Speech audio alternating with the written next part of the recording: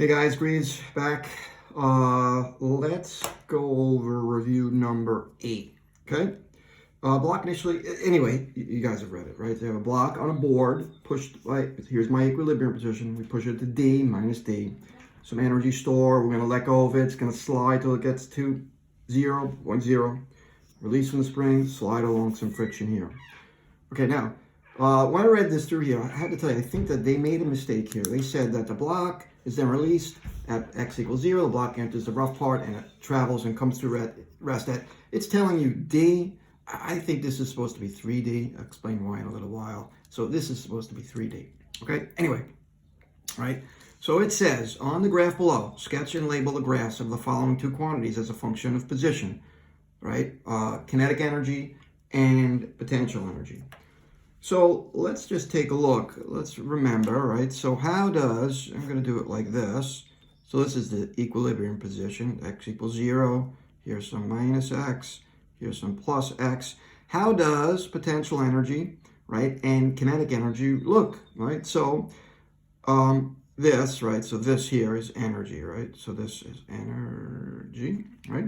So when my spring, right, spring mass system is compressed in either direction, what do I have? I have the highest amount of potential energy. Now remember, potential energy of spring is 1/2 k x squared, right? So what happens is as this gets farther away from the, or I should say gets closer to the equilibrium position, right?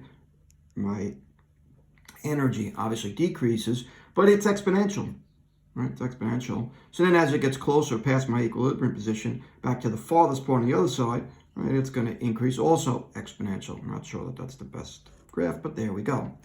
So what is the kinetic energy going to look like? Let's make it in a red. That's also 1/2 what? mv squared. That's also exponential. So here, right, I have at this farthest point away, the amplitude, it's not moving, so I don't have any, and this guy kind of looks like that.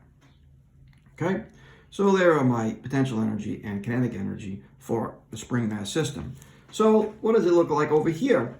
Well, I'm just going to do the red. Let's just do the red. Let's leave it. Let's do the black and potential energy. So it wants kinetic and potential. So I'm going to do potential first, right? So it doesn't matter where we start, it says, right? Just as long as, so here's going to be my potential energy, right? So this is U, which means my kinetic energy. It's going to be half of this, right? It's going to look like this. All right, but what happens now? So this is the potential and kinetic energy from x to my equilibrium position. But what's going to happen now? It's just going to hit this kind of rough spot and just slide. So all that energy, right? All that energy at that point, kinetic energy, is going to be equal to the work done on it now. What work is being done on it? That's going to be the force of friction times that distance. So now these two are linear, right? So we're going to get something that looks like that, which is 3D, down to 3D. Okay, so there, this would be my K.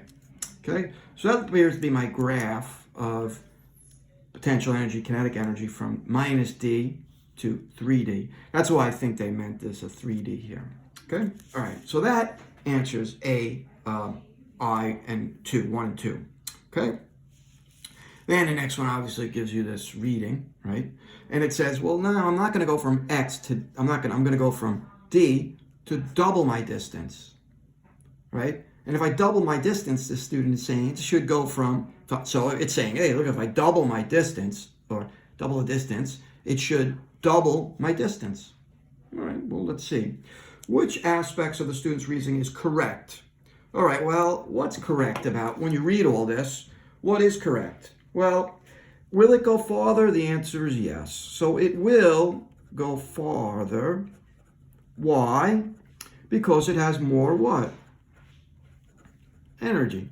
If I compress the spring, it will in fact have more energy. Okay? So that is correct. So what is incorrect? All right, so the next part here, right? Which aspect of the student's reasoning is incorrect? Well, it is incorrect that my new distance is going to be what? 6D. Why is that? Because energy, right, is not linear. right? It's not linear, let me just say, with compression. Okay? So that's that part there. Okay? All right, so use quantitative reasoning, including equations as needed to develop an expression for the new final position of the block. All right, so let's see if we can do that down here. Save some paper. All right, so I want to know how far now is this block going to go? All right, so U1, that's my original one. 1/2 kx squared. Okay, so I want to know what's going to happen to my distance if I double my compression. So U2 is going to be my doubling. 1/2 k 2x squared. All right, so a couple different ways to do this. I've done it a couple of ways, and I think this is the easiest way to express it to you. So let us square this 4. Square the 2, I should mean. So that's 4. I'm going to pull that out, leave the 1/2 kx squared in there. Why am I going to leave this 1/2 kx squared? Because believe it or not, this here represents what value? That is really U1, right? So 4 U1. Meaning, if I double my compression, I'm quadrupling the energy stored, right? And what did we do before?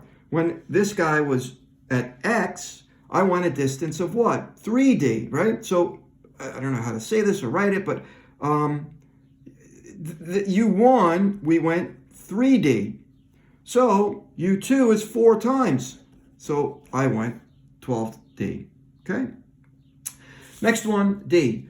I'll let you guys handle this. This is really just reading through this paragraph right here, picking aspects out of what we just went over before, right, and telling me what part, or showing you how my math makes things correct or incorrect. So here is review number 8.